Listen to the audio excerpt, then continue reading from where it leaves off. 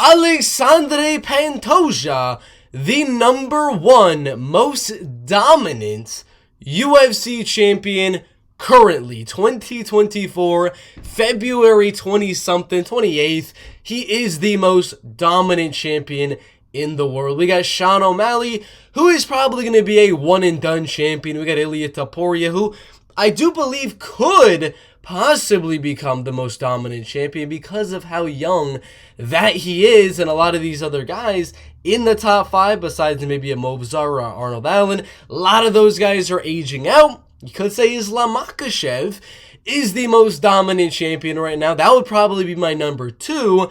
Got Leon, who I wouldn't say so. I believe he's probably going to lose his in the next 1 or 2. You can't say Dricus. You can't say Pereira. He's probably going to lose in the next 1 or 2. And you can't say John Jones. He only beat Cyril Gane. That's about it. We're not talking about the women. So it's really between Islam Makhachev and Alexandre Pantoja. And I happen to give it to Alexandre Pantoja because I can't look at anyone in this top 15, especially all the freaking dudes that he's beaten inside of that top 15, and think of any of them as, you know, guys that I'd say I would favor against Alexandre Pantoja. There's a few names in here. Yes, I would not favor them to beat Islam Makhachev, but I see having a good shot of beating Islam. Oliveira has a very good shot of beating Islam Makhachev.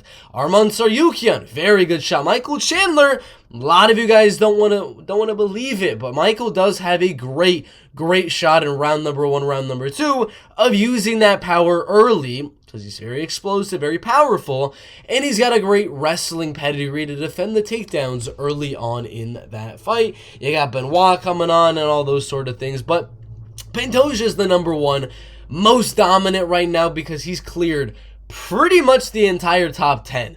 I'm talking he beat Brandon Royval twice. That's the #1 contender. He just beat the #2 contender, who Pantoja has beaten 3 times. Amir Albazi, his most notable win was Kai Kara-France.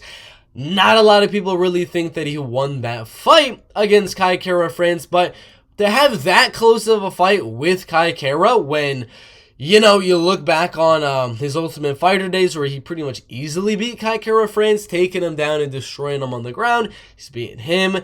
Nicolau, another guy that he has not faced, has lost to a guy he's beaten twice in Brandon Royval. We got Manel Kape, who, if we look back a few years ago, 2021, he beat Manel Kape by unanimous decision. I believe that was the first loss in the UFC for Manel Kape. That's a tough debut for Manel Kape. Then we got Alex Perez, who he submitted very recently. Got Muhammad Mokaev, okay. Really hasn't been tested too much against his top 10. Matt Schnell, I do believe Alexandre Pantoja has beaten with an overhand right knockout in round #1. And then Tim Elliott, could be wrong, but I believe they've fought before. I could be wrong. No, they have not fought. So that's like 7 out of that top 10. The only guys excluded are Amir Albazi, Mateusz Nicolau, 6. Muhammad Mokaev and Tim Elliott. Tim Elliott is going to get nowhere near here. Muhammad's going to be close. Nicolau is probably going to lose to Manel again. And then Amir Albazi is the only guy that's really close. But the purpose of this video, I know I've been going on for a while about who's the most dominant champion currently. And again, I still do believe it is Alexandre Pantoja. I do not know how.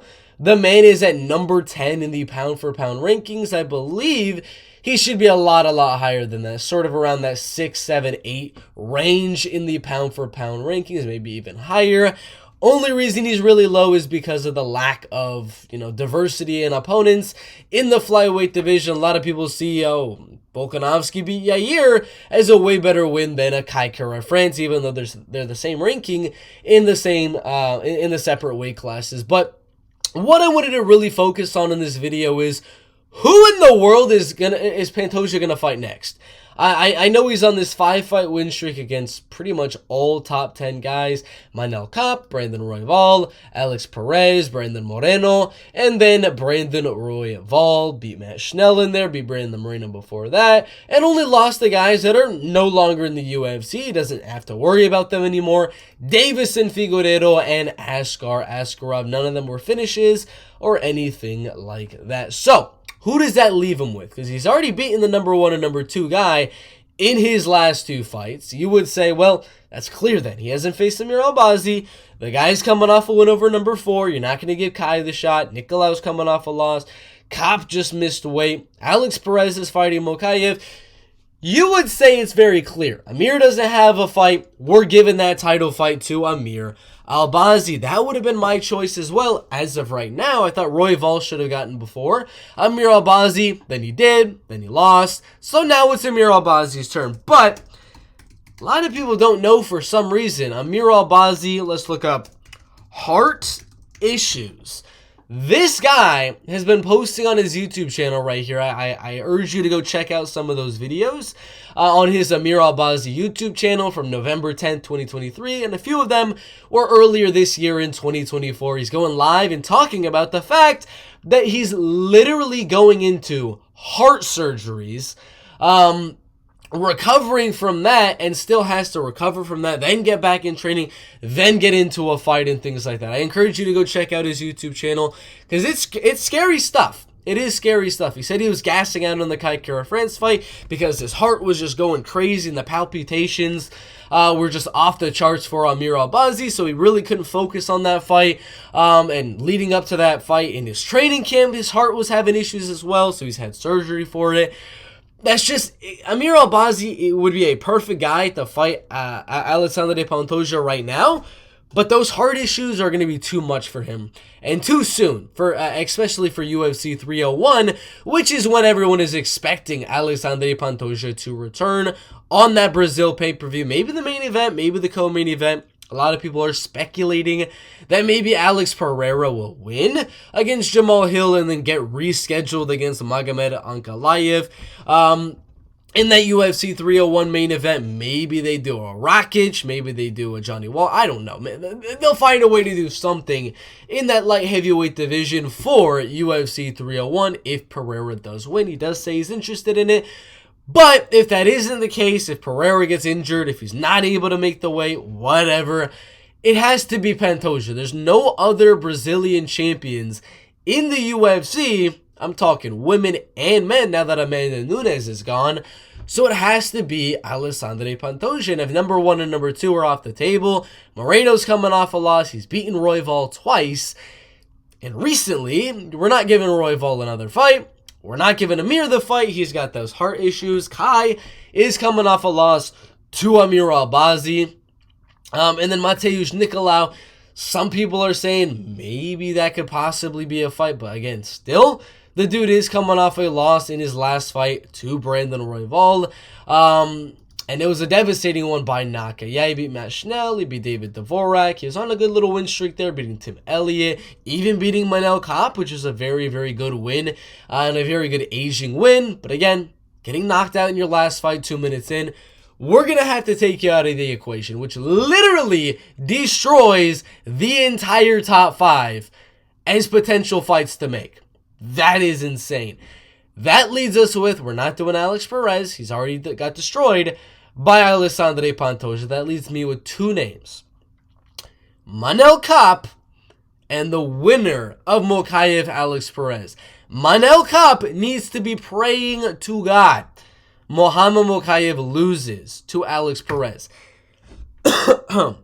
This fight is currently going to be happening.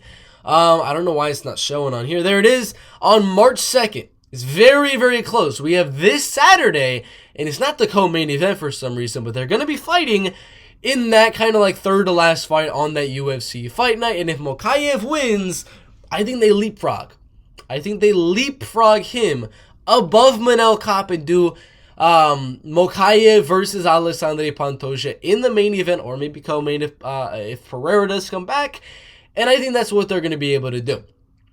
If Mokaev wins, that would be my most likely scenario. The reason we're not going to do Manel Kape, even though, yes, he's coming off a win, he's coming off 2 wins, he is coming off of 3 wins, he's coming off of 4 wins, and then he lost to Mateusz Nicolau, even though he's on this good win streak, 2 round 1 knockouts, a dominant decision, and then a fun back and forth scrap with Felipe dos Santos. I still do not believe they're going to give Manel Kape the shot, because supposed to fight Mateusz Nicolau, and he missed weight very, very badly. I'm talking, I think it was like 3 or 4 pounds. Manel Kape weight miss, I think it was a lot, because I posted on it 3.5 pounds. 3.5. The dude was almost in the 130s for a flyweight fight. This wasn't for the belt. Remember, guys. For the belts, if he's going to fight Alexandre Pantoja, he has to make 125. 125 pounds. The man is not making 125 pounds very, very easily. He could probably make it if he dials in, puts in the work, gets that diet on point, gets the weight cut on point, and does it. Yeah, sure. But it's a pound more. It's a pound more than he's been doing. And he just missed weight by 3.5 pounds in a fight that if he would have won, if he would have made weight, he would have been the number 1 guy. I would have had him above Muhammad Mokaev. The reason now he's below Muhammad Mokaev if Mokaev wins, because if he would have beat Nicolau, I'm pretty sure they probably would have got him to 5, or they would have put him right at number 4. In the UFC flyweight division, Muhammad Mokaev, the best they would put him at would be 7 in the UFC flyweight division. But now, if Mokaev beats Alex Perez, they're going to be neck and neck, 6 and 7, right next to each other in the UFC rankings. Who is the bigger name? Manel Kape. Yes, but he missed weight. But he did miss weight. So, my last choice, it does come down to, does Mokaev win? The betting odds are saying Mokaev wins. I'm saying Mokaev's going to win that fight. Perez has really bad submission defense, and jiu-jitsu is just, it isn't there for me. I assume he's probably improving that. I'm assuming it has gotten better since his last few fights. But I think Mokaev should win a dominant decision. He might have some moments where he lands some good punches on Muhammad Mokaev. Maybe gets a reversal. I don't know. I think Mokaev wins. And I think they try to get him to be one of the youngest UFC champions. I'm going to say UFC twice in this sentence. One of the youngest champions in UFC history. Muhammad Mokaev, Alexandre Pantoja, UFC 301. You heard it here first. I don't believe it's going to be Manel Kape. I think they're going to push him this weekend and say, "Oh my God, what a crazy performance by Muhammad Mokaev." And they're going to give him that shot. Does he win that shot? No. Pantoja wrecks him. Pantoja destroys him. And that just increases, like we were talking about at the beginning, how dominant Alexandre Pantoja is. Then after that, they'll reschedule the Nicolau fight. They'll do Manel Kape Kaikara France, which is what I actually was hoping for. And then if Manel wins that one, they'll do Manel. Then if Pantoja wins that one, they'll do Rival again. And if he wins that one against Rival, they'll do Amir Albazi, then he'll probably retire as the guy that cleared out the whole top 10. Alexandre Pantoja, so dominant, so good, so legit. Muhammad Mokaev, so young, gonna get destroyed by Pantoja. But whatever. Thank you guys for watching. We'll see you in the next one. What do y'all think about the flyweight division?